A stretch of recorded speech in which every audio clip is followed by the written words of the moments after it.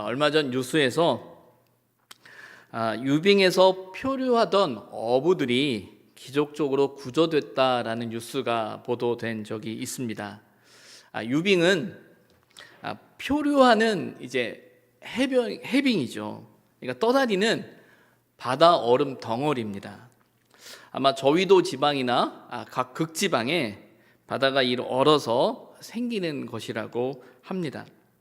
극지방에는 1년 내내 이제 해빙이라는 것이 떠다닌다고 해요. 극지방에는 우리가 알고 있는 것처럼 이제 빙하도 있잖아요. 커다란 빙하도 있는데, 빙하와 이 유빙의 가장 큰 차이는 이겁니다. 빙하는 담수로 마실 수 있는 물, 먹을 수 있는 물이 얼은 거라고 하면, 이제 유빙은 바닷물이 얼어서 만들어진 거예요. 그래서 빙하는 어떤 면에서 커다란 덩어리의 개념이면, 유빙은 이제 판이에요. 얼음판. 그래서 바다가 얼어서 얼음판처럼 된 겁니다. 그래서 보통 그 크기가 엄청 크다 보니까 10m 이상이 넘는 그런 얼음 덩어리도 많고, 그래서 우리가 종종 그림에서 이런 그림들을 보죠. 얼음 위에 있는 북극곰들. 그러니까 엄청나게 두꺼운 그 유빙 위에 이제 곰들이 사는 거고, 그렇게 곰들이 다니다가 유빙이 깨지면 이렇게 둥둥둥 떠다니게 되는 그런 상황들을 종종 보게 되는 겁니다. 러시아 북쪽 오비만이라는 곳이 있는데, 그곳에서 낚시를 하던 어부 2명이 유빙판이 갈라지고 깨지면서 조난을 당하게 됩니다. 간신히 그 유빙판이 깨어질 때 간신히 얼음을 옮겨 타서 다행히 바다에 빠지지 않아서 이제 목숨은 건지게 됐어요. 하지만 유빙 위에 덩그러니 이제 놓여진 이 2명은 SOS 신호를 보내고 사람들에게 구조 요청을 하지만 사람들이 오지를 않습니다. 그래서 영하 35도가 넘는 그 추위를 뚫고 무려 하룻밤을 그렇게 보내게 돼요. 그리고 다음 날 이 구조 신호를 들은 이제 구조대가 오게 되는데, 이렇게 그 곰이 아니고요, 큰 정유선, 쇠빙선이라고 해요. 정유선이기도 하면서 쇠빙선이 얼음을 깨면서 이들을 찾아 나섰고, 오늘 그림에 보이는 것처럼 커다란 이 탐조등으로 이들을 발견해서 이들을 기적적으로 구조했다라는 뉴스가 보도되었습니다. 이 구조를 보면서 사람들이 뭐라고 이야기하냐면, 이 사람들이 구조될 확률은 거의 0%였다라고 이야기를 하는 거예요. 그러니까 도저히 구조될 수 없었다라는 거죠. 말 그대로 북극에서 바늘 찾기였다라고 하는 겁니다. 근데 세상 사람들이 왜 그렇게 말하냐면, 그 오비만이라는 곳의 넓이가 어느 정도 되냐면 서울의 73배나 되는 거라는 거예요. 그러니까 그 유빙이 떠다니는 그 바다의 크기가 무려 서울의 73배나 되니까, 아무리 구조 요청을 했다 손치더라도 그 얼음을 깨트리면서 그들을 찾아 나서는 일이 결코 쉽지 않았는데, 바로 그들을 찾아서 이렇게 구조되어진 사실을 뉴스를 통해서 보도하고 있는 거죠. 그래서 이런 발견을 가리켜서 사람들이 기적적으로 그들을 구조했다라고 말을 하는 겁니다. 이런 기적보다 더 큰 기적이 있습니다. 바로 하나님께서 오늘 저와 여러분을 위해 우리에게 찾아오신 겁니다. 어떤 면에서는 당연한 일이다. 왜? 너무나 오랫동안 이런 이야기를 우리가 듣고 살았기 때문에 당연하지라는 생각을 가질지는 모르겠어요.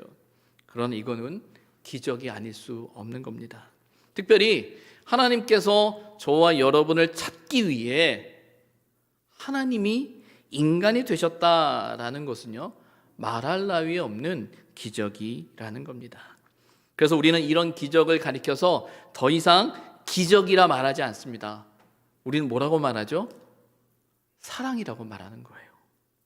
우리를 찾아오신 하나님의 사랑이었다라고 우리는 고백하게 됩니다. 우리는 종종 사랑받는 것을 너무나 당연하게 생각해요. 특별히 사랑을 받는 입장에서는 더 그러는 거죠. 왜 날 사랑하지 않아? 당신은 날 사랑해야 돼 라고 하면서 그의 사랑이 커지면 커질수록 그 사랑이 점점 당연한 것처럼 생각하는 습성이 우리 안에 있는 것 같아요. 여러분, 우리가 하나님께 이러한 사랑을 받는 일이 정말 당연한 일이겠습니까? 결코 당연할 수 없는 일이라는 거예요. 당연할 수 없다라는 사실을 저와 여러분이 깨달을 때 이 사랑이, 우리를 찾아오신 그 사랑이 기적이란 사실을 우리는 고백할 수 있게 되는 거예요. 오늘 본문은 바로 그 기적에 대한, 그 사랑에 대한 이야기를 하고 있습니다. 오늘 우리가 함께 읽은 이 본문은요, 마태복음 2장에도 나오는 내용이에요.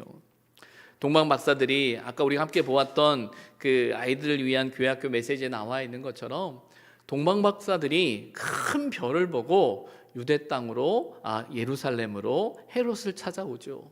이 땅에 유대인의 왕으로 나시는 이가 있는데 우리가 그를 경배하기 위해 왔다라고 그들이 헤롯을 찾아갑니다. 갑작스러운 그들의 방문에 헤롯은 놀라죠. 그리고 대제사장들과 서기관들에게 묻습니다. 야, 이게 도대체 무슨 소리야? 어떤 말이야? 라고 물었더니 그때 그들이 예언서의 말씀, 오늘 본문 미가서 5장 2절의 말씀을 찾아서 그들에게 이야기하는 거예요. 헤롯에게 이야기하는 겁니다. 또 유대 땅 베들레헴아, 너는 유대 고을 중에서 가장 작지 아니하도다. 내게서 한 다스리는 자가 나와서 내 백성 이스라엘의 목자가 되리라 하였음이니라고 그들이 헤롯에게 알려주죠. 이 말을 들은 헤롯 왕이 예수님의 탄생을 가늠해서 2살 아래의 모든 남자아이를 죽이는 사건이 벌어지게 되는 거예요. 오늘 본문이 바로 그 이야기의 배경이 되는 본문입니다. 미가 선지자는 오늘 본문을 통해서 메시아의 오심, 예수 그리스도의 탄생을 예언하고 있습니다. 미가 선지자는요, 이사야 선지자와 같은 시대에 활동했던 선지자로 알려져 있지요. 같은 시대에 활동을 하면서 이사야가 쓰여진 그 책의 분량만큼의 10분의 1 정도밖에 되지 않은 분량의 책을 쓴 것이 사실이지만 이사야 선지자 못지않게 타락한 남유다 땅을 향해 하나님의 공의와 하나님의 정의를 외칠 뿐만 아니라 하나님의 심판과 함께 메시아의 오심에 대해서 선포했던 선지자였습니다. 그리고 그 마지막 날에 메시아의 왕국이 도래할 것이고 하나님의 그 평화가 이 땅에 임하게 될 것이다 라고 선포했던 선지자였어요. 바로 그 미가 선지자가 오늘 본문을 통해 베들레헴에 이스라엘의 지도자가 탄생하게 될 것이다 라고 말하고 있습니다. 오늘 본문을 보게 되면 베들레헴 에브라다야 라고 말하고 있어요. 베들레헴을 말하면서 베들레헴 에브라다야 라고 말하고 있는 것은 원래 베들레헴이라는 곳의 고대 명칭, 창세기 35장에 나오는 고대 명칭에는 에브라다라고 되어져 있어요. 또 하나 이 베들레헴이 우리가 알고 있는 것처럼 유대 땅 베들레헴으로 알고 있는데 또 다른 갈릴리 지역에도 스불론 지파의 땅이었던 그곳에도 베들레헴이라고 말하는 명칭의 지역이 있다고 합니다. 그래서 베들레헴 에브라다야라는 이 명칭은 유대 땅 베들레헴, 그곳을 가리키고 있는 거죠. 근데 그곳을 가리켜서 오늘 본문은 뭐라고 말합니까? 유다 지파 중에서도 지극히 작은, 가장 작은 곳이다라는 이야기를 하고 있다라는 거예요. 바로 그곳에 이스라엘을 다스릴 자가 나신다라고 미가 선지자는 예언하고 있습니다. 오늘 본문을 보게 되면 유다 족속 중에 작을지라도 작지 않다라는 말을 우리에게 하고 있습니다. 가장 작은 곳인데 작지 않다라는 이야기를 해요. 왜 작지 않을까요? 바로 그곳에서 이스라엘의 지도자가 탄생하시기 때문이다라는 거예요. 그런데 중요한 게 있습니다. 이스라엘의 지도자가 탄생하는 그곳은 가장 힘들고 어렵고 인간적인 어떤 기대와 가능성조차 가질 수 없는 그곳을 가리키고 있는 거예요. 오늘 본문 5장 1절에 보게 되면요, 이스라엘이 당하고 있는, 이 남유다 땅이 당하고 있는 그 어려움을 이렇게 표현하고 있습니다. 이스라엘의 재판자의 뺨을 치리로다 라는 말이에요. 이 말은 뭐냐면 이스라엘이 남유다가 환난 날에 당할 멸시와 수치에 대한 이야기를 하는 거예요. 고난을 당하는 바로 그때, 그 상황에서 미가 선지자는 5장 2절의 말씀을 통해 베들레헴 땅에 이스라엘의 지도자가 나신다, 절망 가운데 이스라엘의 지도자가, 이스라엘을 다스릴 자가 나실 것이다 라고 예언하고 있는 거예요.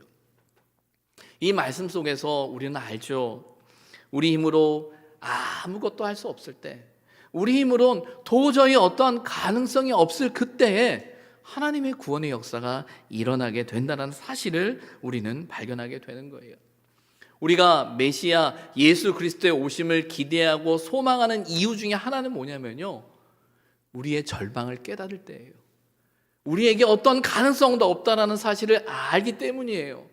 어떤 가능성도, 어떤 희망도, 어떤 소망도 없을 때 그 메시아 예수 그리스도의 오심이 우리를 살릴 수 있다라는 그 믿음, 그 기대 가운데 우리는 주님을 기다리게 되는 거죠.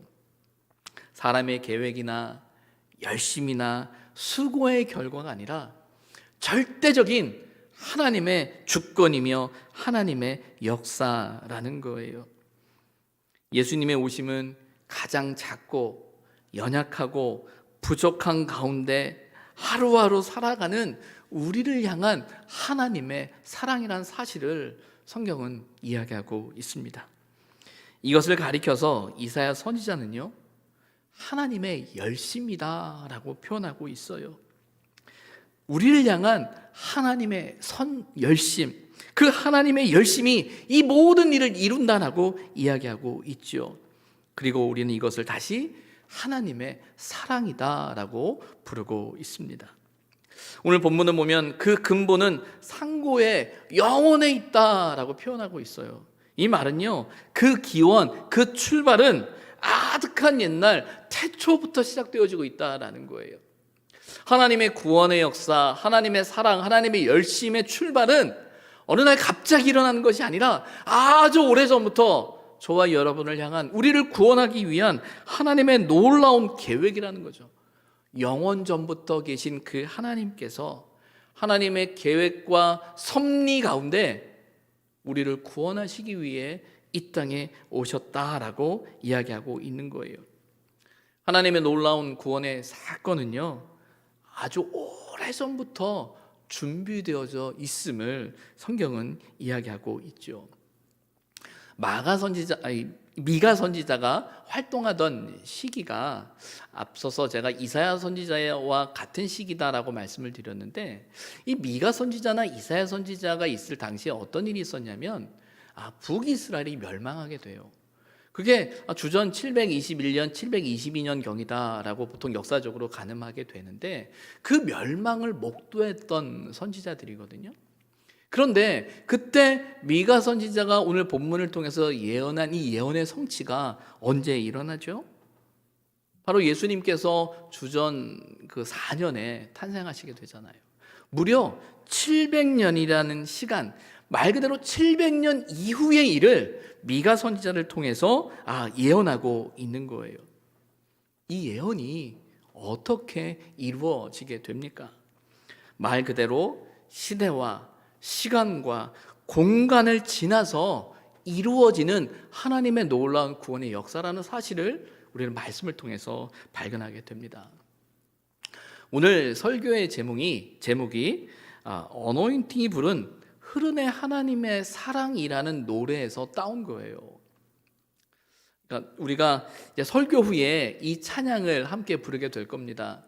12월 한 달 동안 우리가 이 대림절 시간을 보내면서 금요 기도회 때마다 이 흐르네 하나님의 사랑이란 노래를 계속 이제 반복해서 부르게 되었는데, 아마 설교 후에도 결단 찬양으로 이 찬양을 좀 함께 부르게 될 거예요. 아마 이 찬양이 조금은 길게 느껴지실 수도 있어요. 이 그냥 음악을 듣다 보면 한 7분 정도 되다 보니까 좀 길게 느껴질 수도 있는데 노래가 반복되기 때문입니다. 근데 중요한 건 반복 속에서 그 속에 숨겨져 있는 내용은, 나타내는 내용은 너무나 간단해요. 핵심은 이겁니다. 하나님의 사랑이 여전히 흘러 오늘 우리에게 임하고 있다라는 거예요. 그래서 우리가 이 찬양을 부르면서 놓치지 말아야 되는 게 뭐냐면 하나님을 향한 우리의 고백이 무엇인지를 알려주는 것이 이 찬양의 가사라는 거예요. 제가 가사를 조금 소개하도록 하겠습니다. 이건 아닌데? 그 앞인 것 같은데. 네, 이겁니다. 흐르네 하나님의 사랑이라는 노래인데 아마 여러분 주보를 여러분에게로 링크를 보내드렸기 때문에 악보와 가사를 볼 수 있을 텐데 내용은 이렇죠. 주의 사랑 누구도 빼앗을 수 없고 주의 성실 조건에 흔들리지 않네. 주의 자비 아무도 외면하지 않고 주의 긍휼 반가이 맞아 주시네. 찬양의 아버지 사랑 인생을 지나 흐르네. 노래의 영원한 사랑 역사를 넘어 흐르네. 하나님 사랑, 우리를 향한 그 하나님의 사랑이 인생을 지나서 역사를 넘어서 오늘 우리에게 흘러온다라고 고백하고 있는 거예요. 그리고 그 고백에는 주님의 사랑에 그 아무도 빼앗을 수 없는 주님의 사랑과 주의 성실과 주의 자비와 주의 긍휼을 노래하고 있는 가사입니다. 근데 놀라운 건 그 다음에 이어지는 가사예요. 바로 그 주의 사랑이 기꺼이 나를 찾아오셨다라는 거예요. 어찌 보면 주님에 대한 그 하나님에 대한 그 사랑, 그의 행하심에 대해서 우리의 머리로, 우리의 지식으로 알 수 있는 어떤 역사적인 그냥 그렇게 아는 것일 수도 있어요. 그런데 이 찬양이 좋은 건 뭐냐면 바로 그 사랑이, 그 하나님이 기꺼이 저와 여러분 삶 속에 찾아오셨다라고 이야기하고 있는 거죠. 영원한 시간 속에서, 그리고 700년의 시간을 넘어, 그리고 다시 2000년의 시간을 넘어서 오늘 저와 여러분의 삶 속에 우리를 구원하시기 위해, 우리를 향한 당신의 사랑을 보여주시기 위해 오셨다라는 거예요. 그리고 무엇보다 그 사랑은요, 누구도 빼앗을 수 없는 거죠.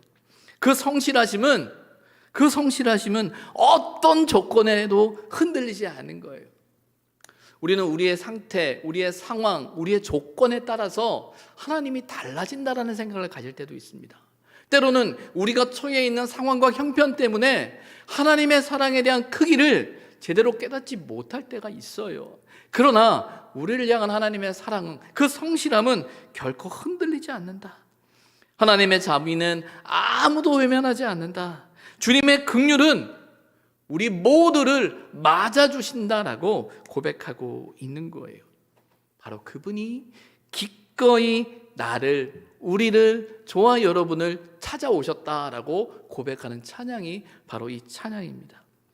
마치 북극해의 그 넓고 넓은 유빈 가운데서 도저히 찾을 수 없는 그 상황에서 사람을 찾아내듯이 하나님께서 저와 여러분을 오늘 찾아오셨다라고 고백하고 있는 것입니다.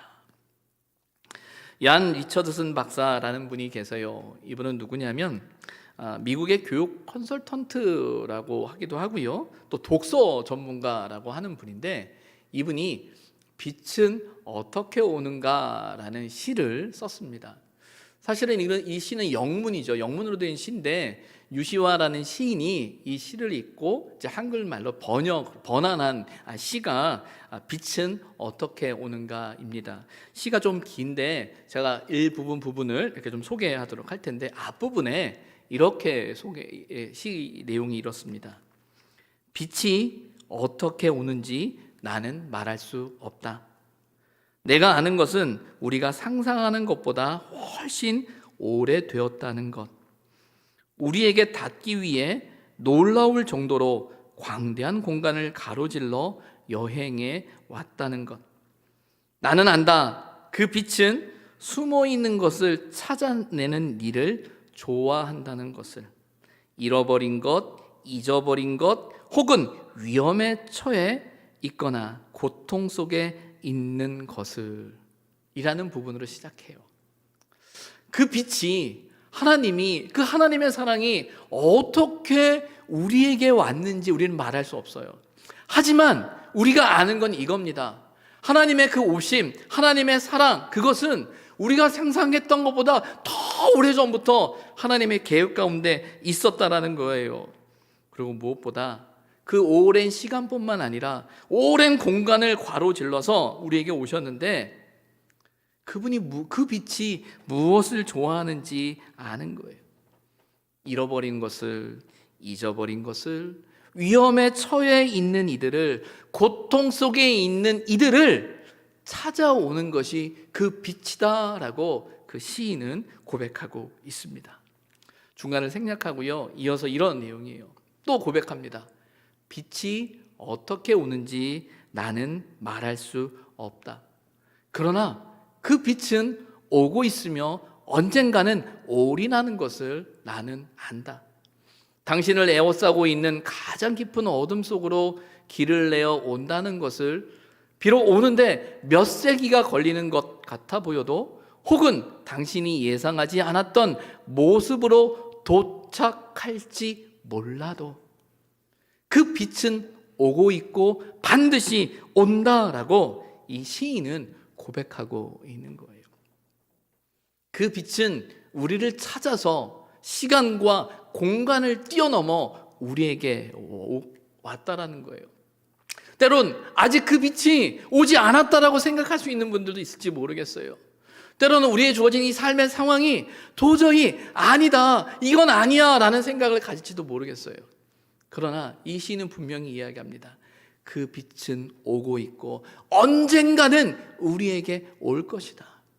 그리고 우리는 고백하죠. 그 빛이 오늘 우리의 삶 속에 왔다라고 우리는 고백하며 이 예배를 하나님께 드리고 있는 겁니다. 그러면서 그가 마지막에 이렇게 시를 맺습니다.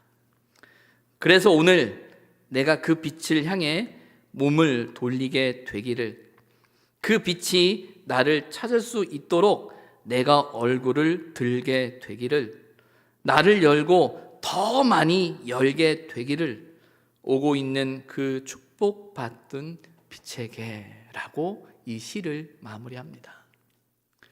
광대한 시간과 공간을 넘어 오시는 그 빛, 그리고 오고 있는 그 빛, 오신 그 빛을 향해 이 시인은 고백하면서 결단하죠.